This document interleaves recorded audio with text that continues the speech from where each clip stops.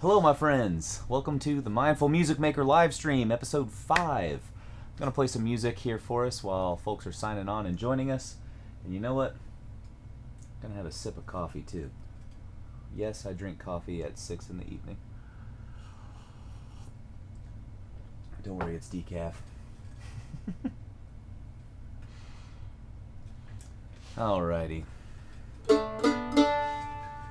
Let's try some tunes out. You know what? Sorry for any bumps. I'll move this mic too. Alrighty.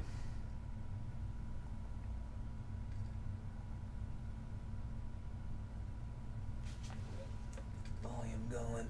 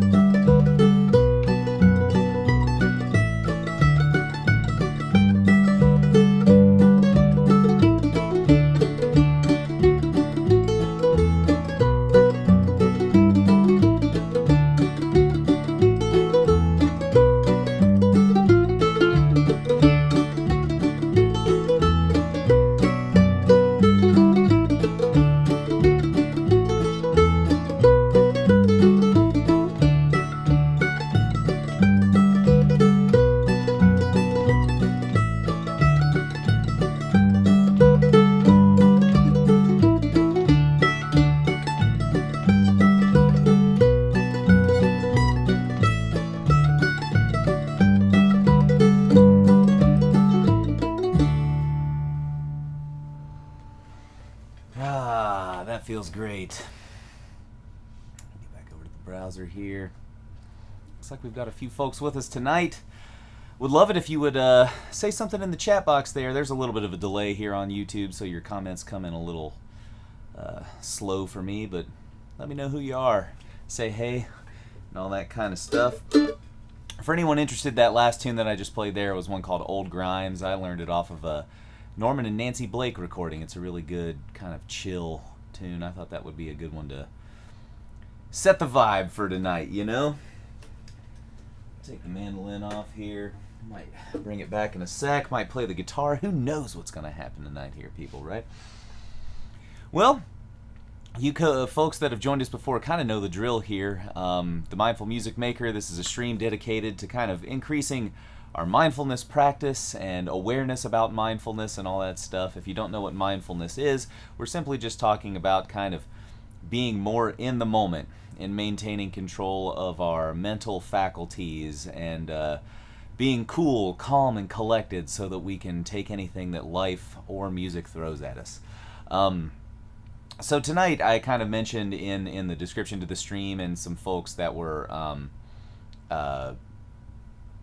posting on Facebook about this, that I was going to talk about how music theory can actually be a tool for mindfulness here tonight. I thought that would be kind of interesting. I know a lot of us maybe have kind of a fraught relationship with music theory, and there's been a lot of great discussion around this recently. There was a great video that Adam Neely put out. I want to say that was maybe 2 years ago now or 1 year ago, talking about some of the kind of social and socio-political implications of music theory and how it maybe excludes certain groups of people, but I still think it can be a great tool and things like that to use in our daily lives.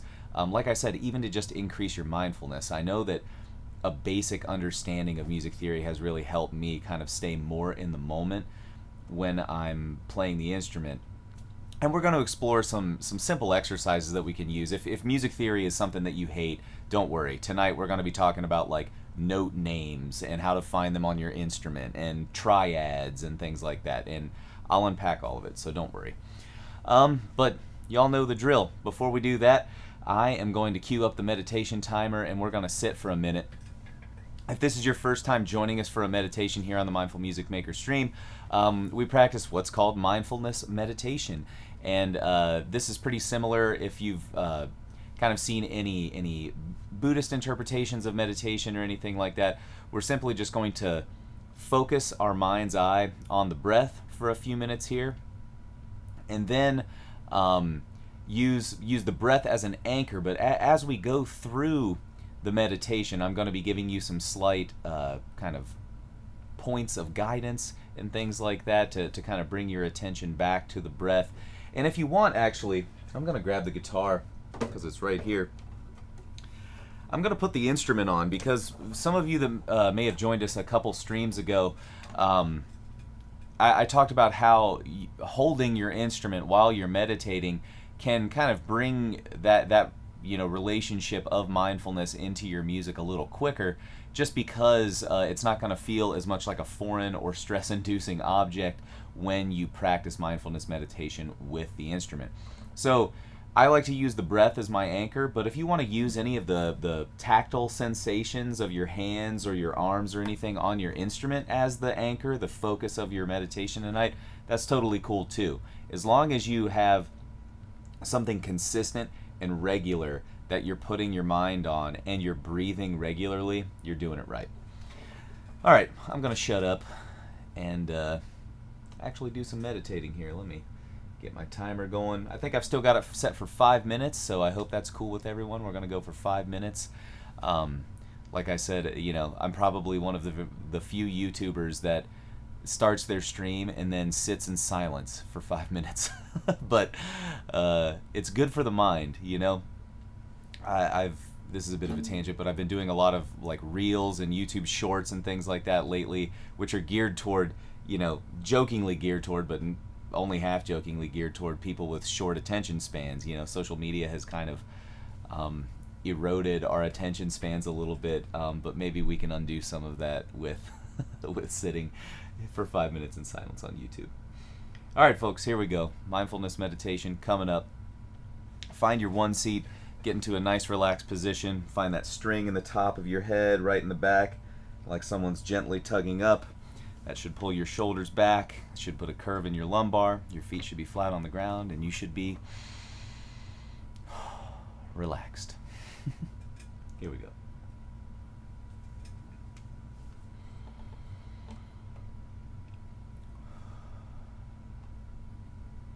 So if you're using the breath as your anchor tonight, just take a couple deep breaths in and out before you start counting or anything.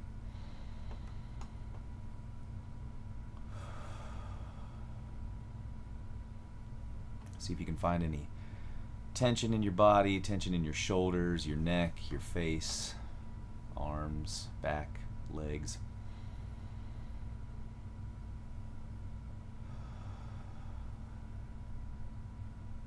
And if you are using the breath as your anchor, we're going to count out breaths. I like to count to 21 and then start over, but you can count continuously as long as you're staying mindful of the breath.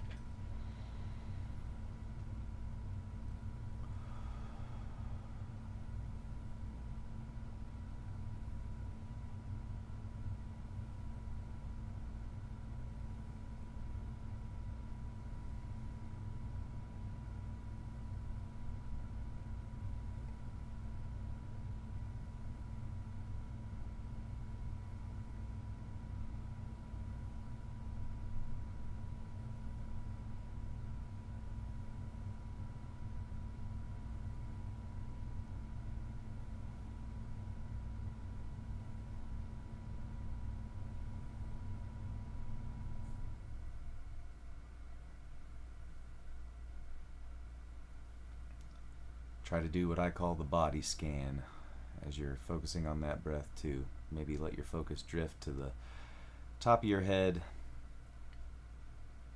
down to your forehead, face muscles, neck muscles. If there's any tension, just kind of breathe into it, notice. Don't judge it. Tension isn't always bad, but noticing it can sometimes get rid of it. Let your focus float down to your shoulders, back. If you're holding your instrument, feel your arm touching the instrument, hands, the instrument on your lap if you've got a guitar like me.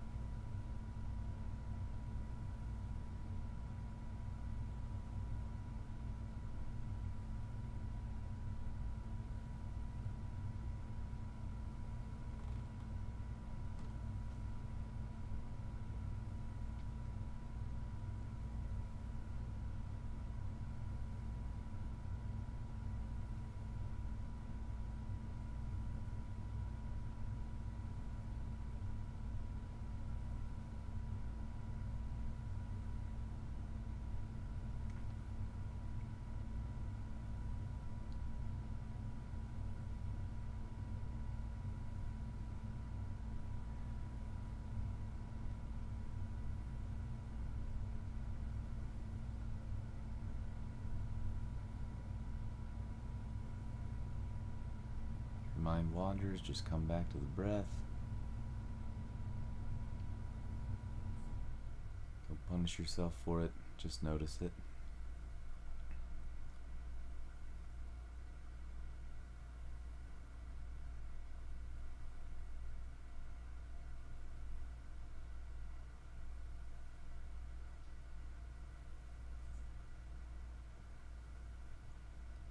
As your attention wanders, that's where we cultivate mindfulness, so it's a good thing. Just notice it, come on back.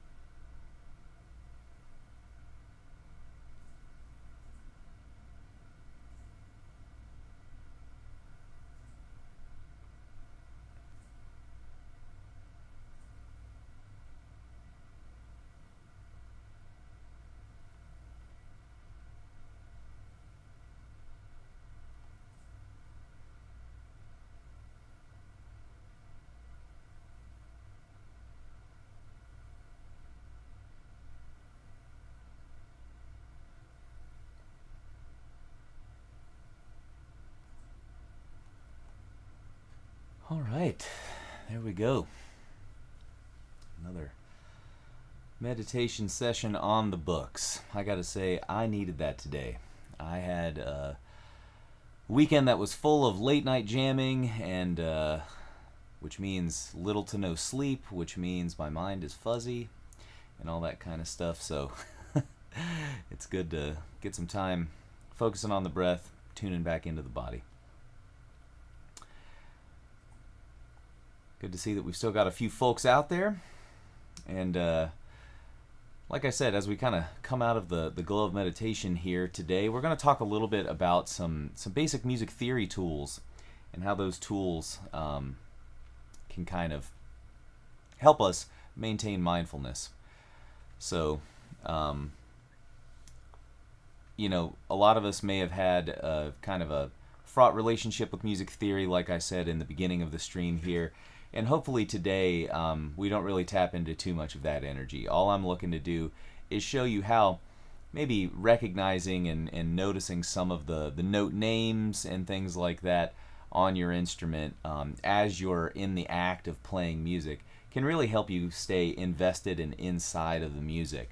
One thing that I've heard from a lot of friends that played classical music and came up, in that world where they were doing a lot of reading, is that even though they were reading off of a sheet of paper and things like that, they could sometimes get lost in the music because they weren't paying attention to the music anymore. They were paying attention to what was on the page. And I've even heard the same thing with people that, come from like my tradition, bluegrass and American folk music and stuff like that. If you know a tune like the back of your hand, your mind can wander, right? How many of us out there have done that? You've been playing a tune and then all of a sudden you're deep in thought about, what kind of pizza you're going to order later or something like that, right? So having some music theory chops, in my opinion, can help us kind of bring ourselves back into the moment. And just for example, the first exercise that we're going to do tonight is related to an exercise that my friend Magnus Zetterlund does. He calls this exercise the note name fixer. And what he'll do is set up a metronome or a click or something like that. And then as that click is going, after a few clicks, I'll set my metronome really low here just to kind of demonstrate. He'll pick just kind of an arbitrary note, a random note. Let's say for, the sake of today, we're going to pick C. And he'll find a C note. So let me stand up here and show you on the guitar. If we got some guitar players out there, if we've got some mandolin players or fiddle players or anything, feel free to follow along with this too. Or banjo players, anything like that. Hopefully everyone knows how to find some notes like this on their instrument. I'm going to do it on my E string first, my high E string. So there's a C note right there, 8th fret. E, F, F sharp, G, G sharp, A sharp, B, C. So he'll get his click going, find that C note. And every 4 clicks, 2, 3, 4, he'll find C on the next string.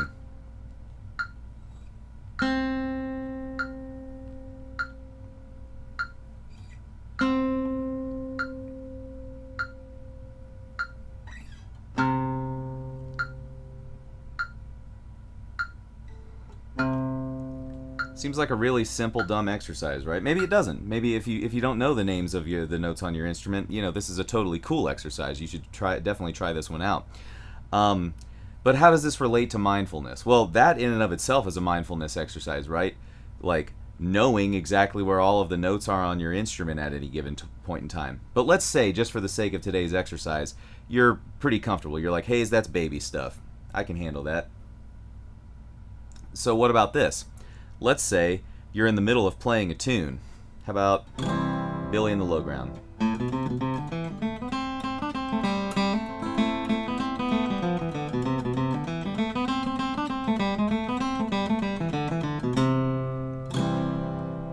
But you've played Billy in the Low Ground a trillion times and you know it like the back of your hand, right? The thing that I would suggest for you is every time one of your fingers goes over a C note. This tune's in the key of C, right? Even if you don't want to say it out loud, some neurons inside of your mind, the voice inside your head, we've all got it, right? Should say C. C, right? C. C. C. C. C. It's hard to do it out loud while you're playing it, right? But I think it's a great mental exercise to kind of inside your head play that tune and say the note name as you're going by. Now here's something that's crazy, right? If you tried to say every note name, C, B, C, D, E, G, A, B, C, right? Like that's impossible. You're gonna go crazy pretty quick if you try and do that as a mindfulness exercise. But the point of this exercise is not to know every note or every note name inside of the tune that we're playing. The point of this exercise is to bring our mind back into the now, the present moment, as we're playing a piece of music, using some of this basic music theory knowledge. Here we're just using the musical alphabet. We're just naming C notes, right? C, C, C, C, C,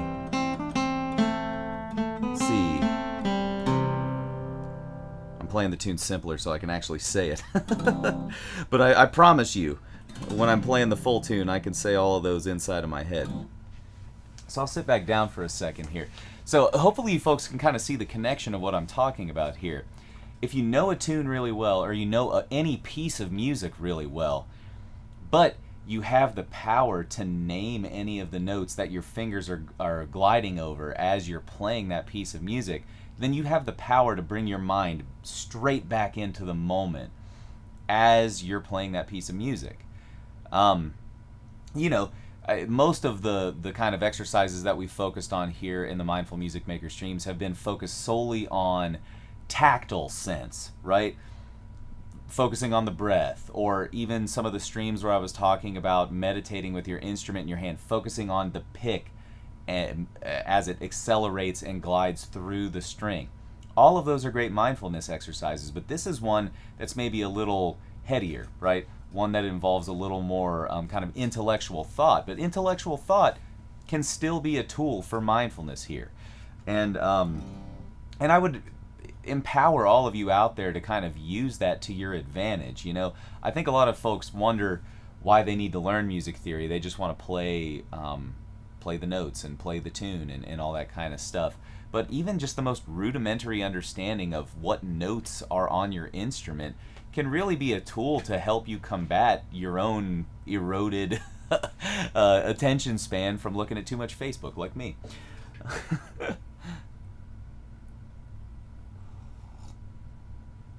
Oh, we've got some comments coming in here. Lewis says late. Hello. Hey there, Lewis.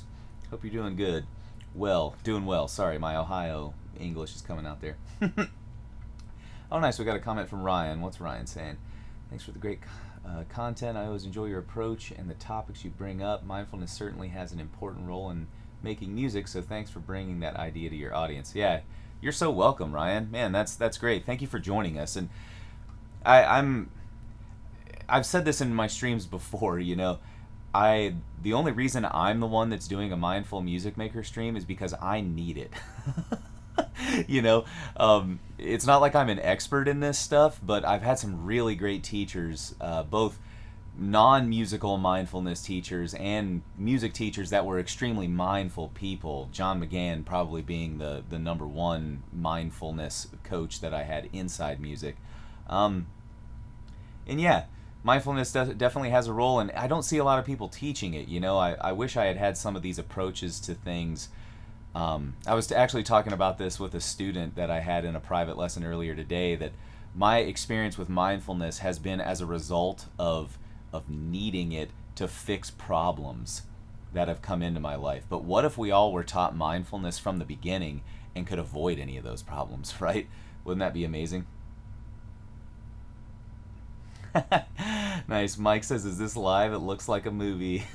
Theater movie. Cool.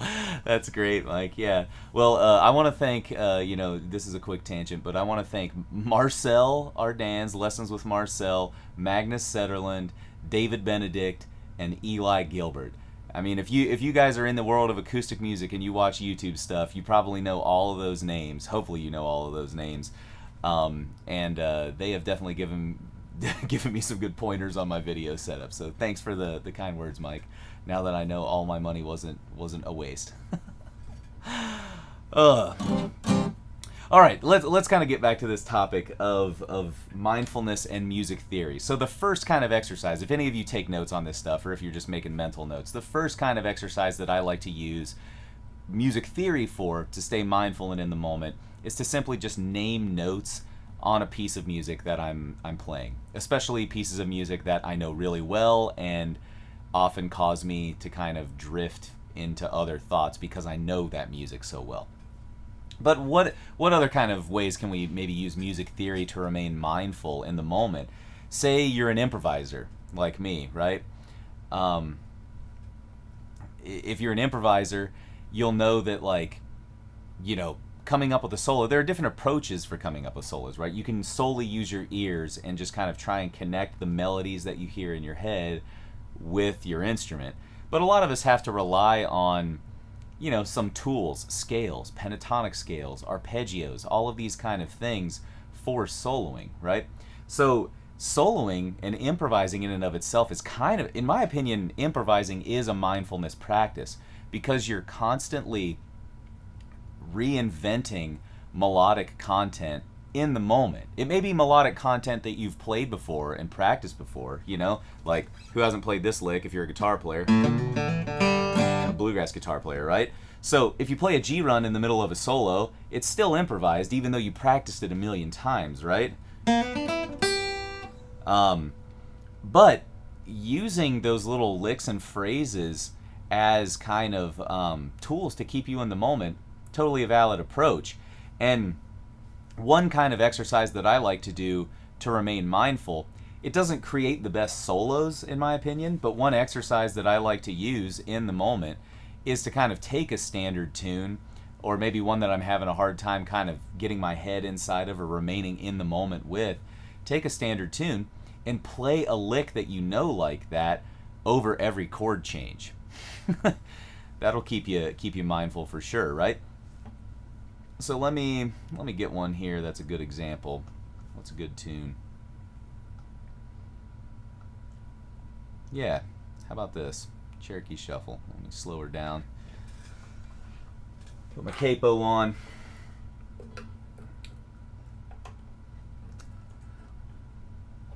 So one kind of approach, like I said, play the same lick over every chord. That'll definitely keep you mindful in the moment because you have to think about that. It's like, oh, the next chord change is coming, so I have to play that lick.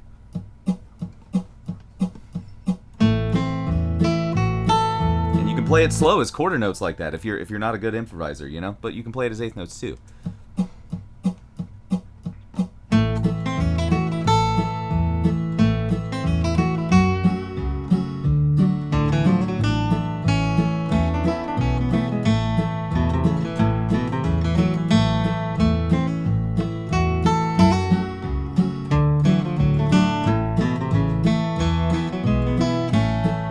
So you get the idea, and I was totally not mindful for that first one. I screwed it up, right? That's one thing you're definitely going to get used to seeing me do on this stream is screwing up. Screwing up is great, you know? That's where you learn. Have you guys ever heard that phrase, like, fail better, you know? I think that's a great thing. So, playing the same lick over a set of chord changes like that can keep you mindful. But maybe if you're looking to create a really great melodic solo, that's not the great thing because that kind of boxes you into using the same phrase over everything, right? So we can use our lick, like that G run, every 4 or 8 bars to keep us mindful and in the moment, right? That means that we have to constantly keep it in the back of our mind where we are in the time, right? So that when the 8th bar comes around, we play that G run lick. So here's kind of what I'm talking about.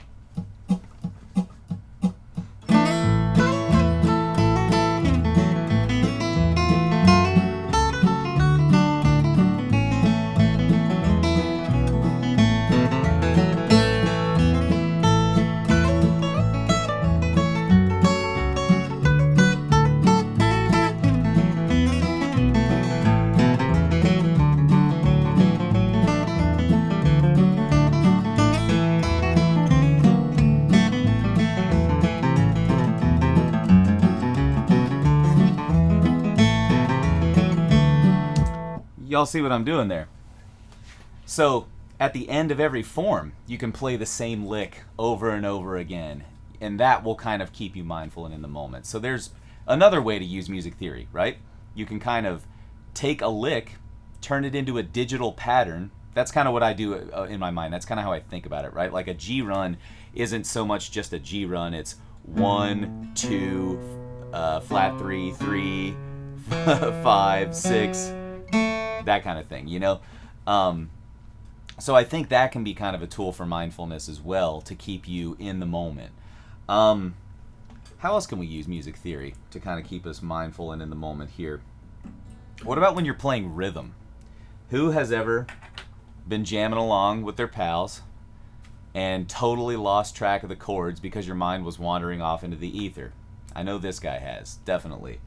Just gonna grab a sip of coffee. So how can we maybe use some music theory tools when we're playing rhythm for folks to remain mindful and in the moment? It's kind of related back to that first exercise that I was talking about here.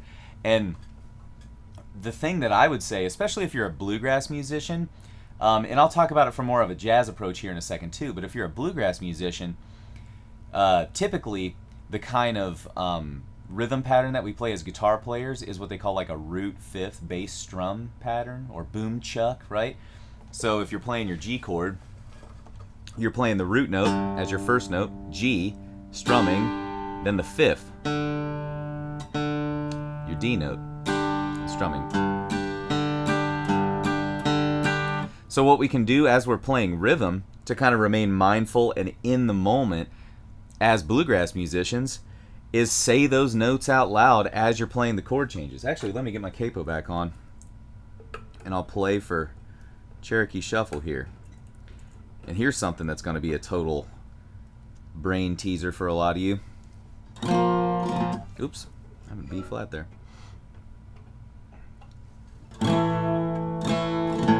So when I'm playing capo, a lot of times I'll say the true pitch instead of the capoed pitch. So instead of G, D, I'll say A, E, because we're technically in the key of A, right? So I'm going to try that now. But check it out. This can be kind of a mindfulness exercise. And you don't have to say this out loud, because that's going to peeve your friends off when you're jamming with them. But maybe say it in your mind to stay in the moment. A, E, A, E, A, E, F sharp, C sharp, D, A, E, E, B, A, E, A, E, A, E, A, E, F sharp, C sharp, D, A, E, E, B, A. So you get the idea there. That's pretty busy, right? So maybe to remain especially more mindful in the moment, just say root notes, or just say the fifth. That's kind of like practicing your music theory and remaining mindful and in the moment, right? So E, E, E, C sharp, A, E, B, E. Ooh, that's tough, right? So that's another way to kind of use some music theory knowledge to remain in the moment. Now, what if you're like, well, Hayes, I don't know how to actually do any of that stuff. How do I know what notes I'm playing on the guitar? Funny you should ask. I've got a couple lessons on that here on YouTube. One of them's called the Note Name Fixer, and you can look that up, especially if you're a guitar player. That's a good exercise. But also, I've got this book, and I would be happy to give this book to anyone that wants to email me. Unfortunately, right now, it's only available inside of the Mandolin Secrets Guitar Club, but I love all my live stream folks. And if you want this book, you can shoot me an email. I'm going to type it here in the chat. And actually, you know what? I'm not going to do that. Go to hayesgriffin.com if you've never been to my website. Sign up for the email list there, and I'll see you come through. I'll shoot you a PDF of this immediately. If email lists aren't your thing, though, I would love it if you signed up for my email list, because then you'll know about all this stuff. You can send me a message to hayesguitar@gmail.com, and I'll shoot you a copy of this theory book. So let me actually pull this up here real quick. Get it in view to where y'all can see it.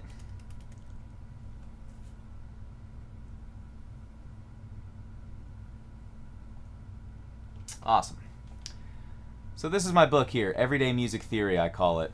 And it's just, 9 simple music theory lessons that can kind of really just give you the most basic understanding of how music theory works. So here's an overview of all the lessons. We've got the musical alphabet. A lot of us would call that the chromatic scale.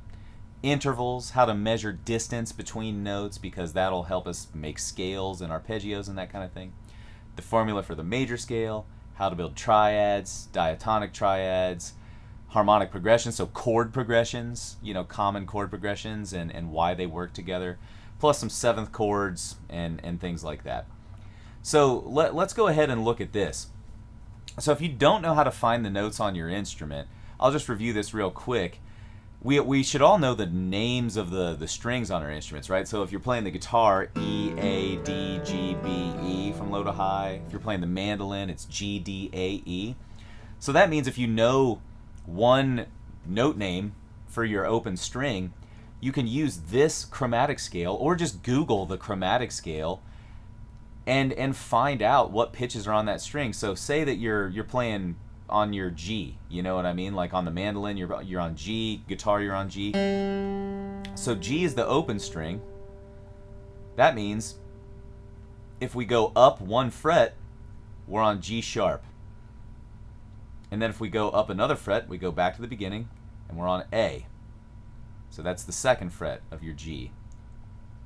Third fret is A sharp, fourth is B, fifth is C, etc. So that's how you find all the names of the notes on your instrument. Pretty cool, right? Let's take that up a notch here. So we've got some things called intervals that we can use to measure distance between the notes on our instrument. So once you've mastered maybe where some of those notes are, but you're like, oh man, what's the relationship between like an A and a C sharp? Well, that's 1, 2, 3, 4 half steps, as we've got here, or 2 whole steps. But if we look down here, 4 half steps or 2 whole steps equal what's called a major third, which sounds like that. And that's half of a major triad. So that's pretty cool, right? So if you know that A to C sharp is a major third, that's another tool that can keep you mindful and in the moment whenever you're playing music. You're like, oh man, I just played A to C sharp. That's a major third. The melody that I just played has a major third in it. And guess what? Your mind was sucked right back into that moment. So let me get out of this. So that's another way that we can use music theory. I know I'm just kind of like listing all of these ways. But yeah, I think using some of these simple music theory tools can kind of just really keep your mind in the task at hand, which is playing good music, you know? I think a lot of people view music theory as this kind of, oh, my meditation timer came back on. We're not meditating. So music theory is often viewed as this kind of hindrance to playing music. You know, a lot of people see music theory as getting in the way of playing music. And I think if we use it the right way, it can actually help us stay in the moment and play music that much better, you know? And that's not to say, you know, you shouldn't be playing all your solos, like measuring every interval that you're playing or anything like that. But just like with the meditation that we do at the beginning of our mindfulness sessions here, you know, if your thoughts wander, I just say, come back to the breath. And to kind of use that analogy with playing music and using music theory, if you're playing a solo, oh man, I just played a minor third, B to D. You know, there it was. That was my, focus back on the breath. Focus on an interval. You know, what was the distance between those two notes? So you can kind of train yourself to use some of these little tools to bring yourself back into the moment. And guess what?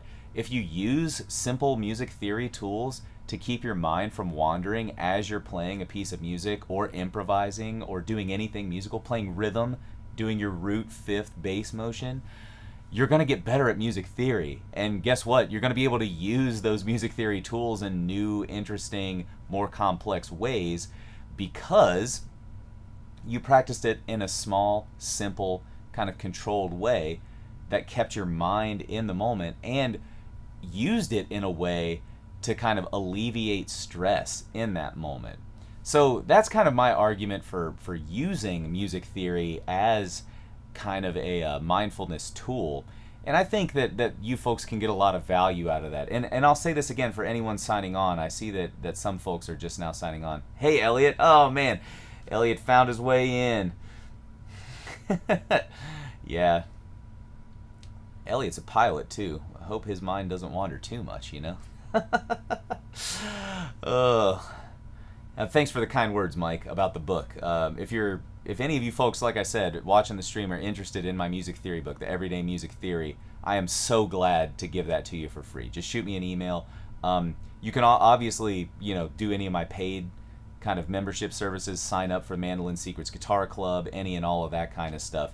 But I feel like this information is so valuable that I want as many people to have it as possible, and I don't want there to be like kind of any barrier to entry, you know what I mean? So give me a shout at hayesguitar@gmail.com, or if you would be so kind, head to hayesgriffin.com and sign up for my email list. That's a great way just to kind of hear about all the stuff I'm doing anyways.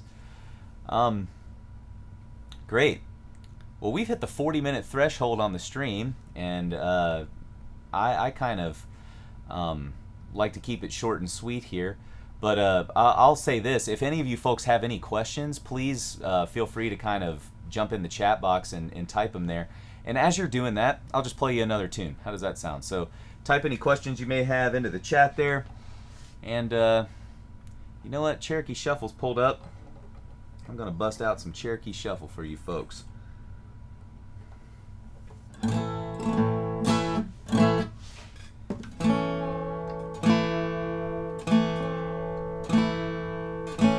Get old Gibby here in tune first, though. If any of you folks have been watching my videos online, you'll know that I'm like absolutely in love with this guitar. By the way, I'm not I love my dreadnoughts, as you can see. Where is it? My Leo Posh dreadnought behind me. Love that guitar, but this little guitar sings, man, and it's got that sexy pick guard, right? Alrighty, here's some Cherokee Shuffle. Maybe take it a little quicker. And don't forget, type any questions you have in the chat box. This is only a space filler here. Maybe go 4 times, yeah.